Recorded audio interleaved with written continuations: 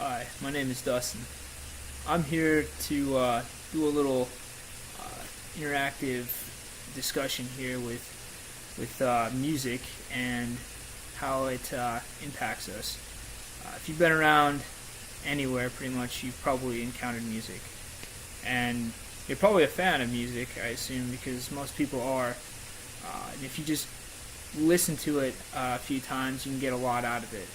And the more you listen to it, you kind of absorb it a little bit more.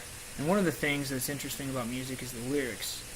So what I want to do now is take a song here by 21 Pilots and just have you listen to it and really think about the lyrics, and then we'll discuss a little bit afterwards what those lyrics mean or what they could mean to you.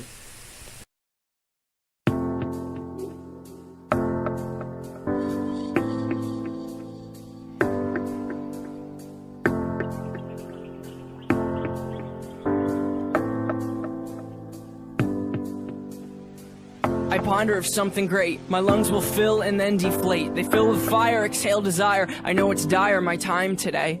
I have these thoughts so often I ought to replace that slot with what I once bought. Cause somebody stole my car radio and now I just sit in silence. Sometimes quiet is violent. I find it hard to hide it. My pride is no longer inside. It's on my sleeve, my skin will scream, reminding me of who I killed inside my dream. I hate this car that I'm driving. There's no hiding for me. I'm forced to deal with what I feel. There is no distraction to mask what is real. I could pull the steering wheel. I have these thoughts so often I ought to replace that slot with what I once bought. Cause somebody stole my car radio and now I just sit in silence.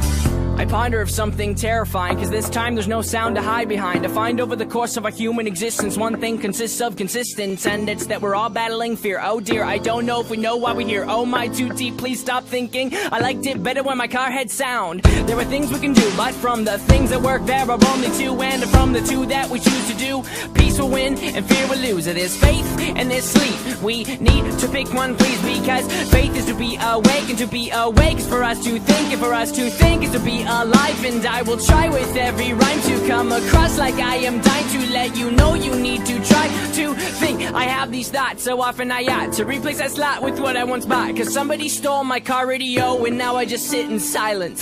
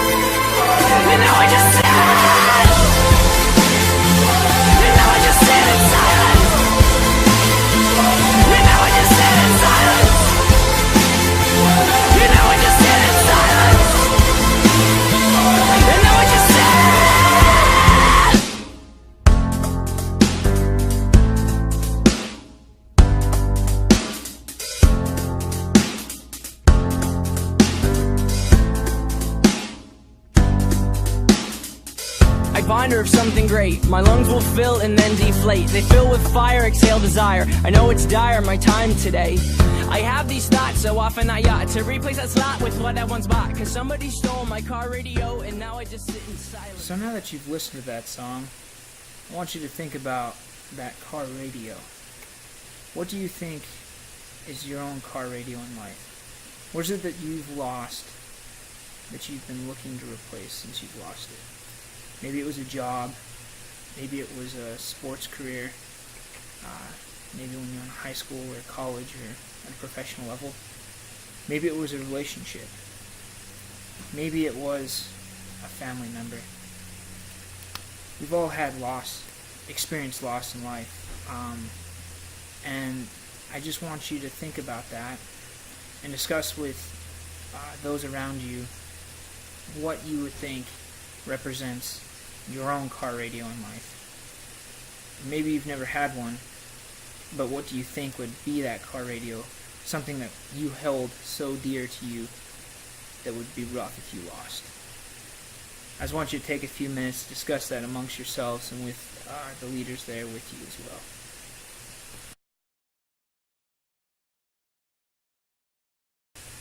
Well, thanks for sharing your thoughts on that. I really appreciate it. I think it's really beneficial for us to share our thoughts out loud with others, just to share our perspective and kind of cement that story and what's happening in our own lives and our own heads, so it's more impactful for us going forward, and also on those that we share it with. But now that I've told you to share your story, I'd like to share a little bit of my story. And so for me, my car radio was a relationship that I was in with a girl. And during that time, I thought it was the best thing that ever happened to me.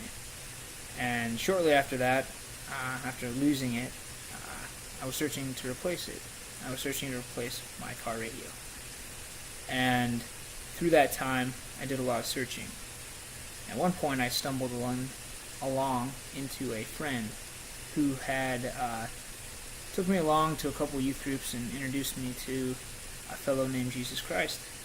And during that time, I started hearing a lot about him and his story. And eventually, I was introduced to something called the gospel that shares the meat and potatoes of the story of Jesus and how it impacts each and every one of us on a personal level. So what I'd like to do for you now is share that same gospel presentation that I was given with you guys. So it comes down to 4 main points, 2 being the bad news and 2 being the good news, and finishing with a question. So we'll start off with the bad news.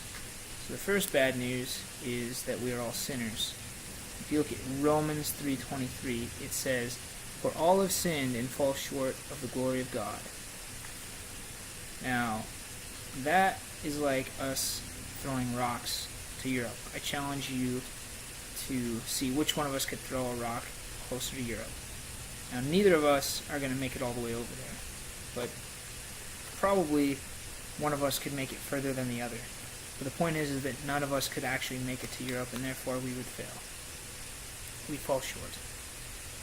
The second bad news is the penalty for sin is death. If we look over at Romans 6:23, it says, "For the wages of sin is death." This is a spiritual separation from God. This is like when you work a job, and after you get done working, you are given a wage. It's just expected. That's what's going to happen, and I'm sure if it doesn't happen, it's going to be a really big issue, and it will eventually happen. Legally, it must happen. And so this is very similar to this situation where it's, if you sin, the wages you are given is death. It's going to happen. There's no avoiding it. So it looks kind of bleak, but this is where the good news comes in. The good news is Christ died for you. Jesus Christ. And we'll look at Romans 5:8 here. It says, "For God demonstrates his own love towards us, in that while we were yet sinners, Christ died for us." This is very similar to a situation where a friend of mine could have cancer. Now, if I had the ability, I would walk in and I could say something along the lines of, "I will take all the cancer in your body and put it into mine and therefore cleanse you. And you'll be out scot-free, and I'll take your death and your cancer on myself. This is like what Jesus did for us by dying for us on the cross. Now, the second part of the good news is that you can be saved through faith. We find this over in Ephesians 2, 8 through 9, which states, "For it is by grace you have been saved through faith, and this is not from yourselves, it is the gift of God, not by works, so that no one can boast." Now, the example here that I compare it to is a chair. We all have faith. We may not have worded it that way, but we all have faith in something, in a lot of things, like a chair.